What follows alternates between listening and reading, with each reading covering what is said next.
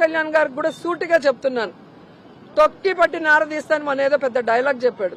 Cinema డైలాగులు చెప్పకూడదని చెప్పిన వ్యక్తికి మరి ఈయన ఎలక్షన్ ముందు ఊగిపోయి చెప్పిన సినిమా డైలాగులు ఏంటి? కాలు కాలు మాలి మక్కిలు ఇరకొట్టు కింద కూర్చోబెడతాం. జాగ్రత్త, పిచ్చి వేషాలు వేయకండి ఎవరు కూడా. ఇవి సరదాగా ఉండే విషయాలు కాదు. ఇవి శాంతి భద్రతలను ఏమాత్రం క్షీణిస్తే చిన్నపాటిది కూడా సహించం. మీకు బలంగా తెలియజేస్తాను ప్రజలందరికీ కూడా. నాకు తెలియదు, కానీ గత ప్రభుత్వ పాలకులు అధికారంలో లేకపోయినప్పటికీ కూడా, ప్రతిపక్షంలో కూడా వారికి అంత బలం లేకపోయినప్పటికీ కూడా, వారి రౌడిజం కానీ, వారి అసాంఘిక విధానాలు కానీ, వారి ఎనార్కిస్ట్ అప్రోచ్ కానీ ఏమాత్రం మారలేదు. ఇది చాలా ప్రతి ఒక్కరికి కూడా చాలా లోపలగా తరిచి చూడాల్సిన అంశం. ఇది వారికి ఎవ్వరికీ కూడా ప్రజాస్వామ్య విధానాల మీద ఏమాత్రం గౌరవం లేదు. పోలీస్ అధికారులు వాళ్ళు తప్పులు చేసే పోలీస్ అధికారులు వాళ్ళని అరెస్ట్ చేసి నిలువరిస్తే మటుకు మేము వెంటాడతాం, మేము will hunt you no matter where you are, మీరు ఎక్కడ విదేశాల్లో ఉన్నా వెంటాడతామనే ఈ స్టేట్మెంట్స్ చాలా ఇబ్బంది కలిగిస్తూ ఉంది. ఇది వారికి సందర్భంగా తెలియజేస్తూ ఉన్నాం. ఇది ఈ గవర్నమెంట్ నారా చంద్రబాబు నాయుడు గారి నాయకత్వంలో కూటమి ప్రభుత్వం ఇలాంటి అసాంఘిక చర్యల్ని ఏమాత్రం సహించం.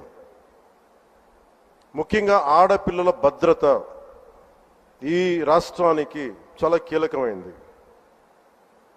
వీటికి ఆడపిల్లల భద్రతకు సంబంధించిన కానీ, ఎనార్కిస్ట్ అప్రోచ్ కానీ రాష్ట్రంలో ఉంటే ఏమాత్రం సహించే విధానం ఈ కూటమి ప్రభుత్వానికి లేదు అనేది మీ అందరికీ చాలా ప్రత్యేకంగా మేము తెలియజేస్తున్నాం.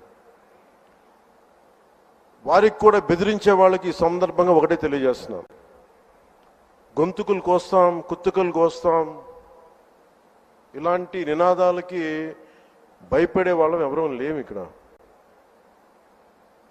అలాంటివన్నీ చూసే మీలాంటి వాళ్ళని ఎదుర్కొని ఇక్కడ దాకా వచ్చాం.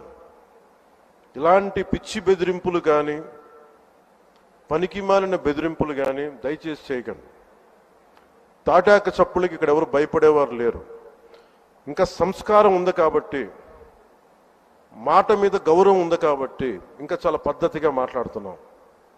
ముఖ్యంగా అధికార యంత్రాంగం అందరికీ, right from constituency level to the state level, my appeal to all the officials, make sure you implement the good governance.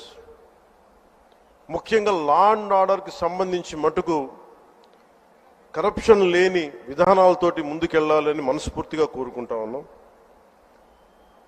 అలాగే ఏ విధమైన ఇబ్బందులు కలిగించినా, చాలామందికి ఒక ఆలోచన ఉండొచ్చు, మళ్ళీ ఆ ప్రభుత్వం వస్తే ఏమవుతుంది, ఆ ప్రభుత్వం రావట్లేదు. ఇది ఎందుకు చెప్తున్నానంటే, ఇది I want to give you confidence, I want to empower you. ఎందుకంటే మేమందరం ఇంక సహించడానికి సిద్ధంగా లేవు. ఇక్కడ ఈ కూటమి ప్రభుత్వం తక్కువ మేము మాట్లాడుకుంది 15 నుంచి 20 ఏళ్ళు ఉండాలి. ఎందుకు అనుకున్నామంటే, ఆంధ్రప్రదేశ్ వికసిత్ ఆంధ్రప్రదేశ్గా ఉండాలి, వికసిత్ భారత్లో భాగంగా ఉండాలి. అంటే ఈ ఐక్యత చెడగొట్టే పరిస్థితుల్లో నేను లేను, ఎవరు కూడా లేవు. అలాగే ఇది గత ప్రభుత్వ పాలకులు కూడా ఇది గుర్తుపెట్టుకోవాలి.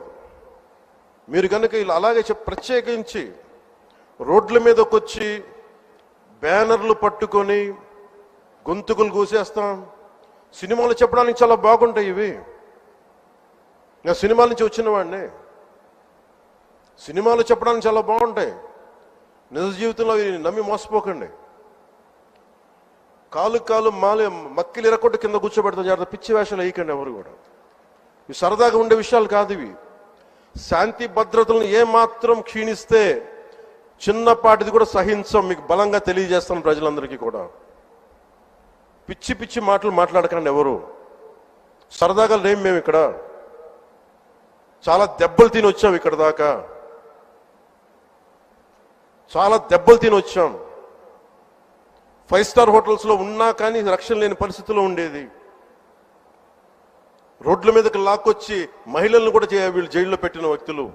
అవన్నీ తట్టుకొని నిలబడ్డామంటే ఇంకా మేము సంస్కారంగా ఉండాలి. With the constitutional guide lines, with in the frame work of law ఉండాలి. కాబట్టి చాలా పద్ధతిగా మాట్లాడుతున్నాం.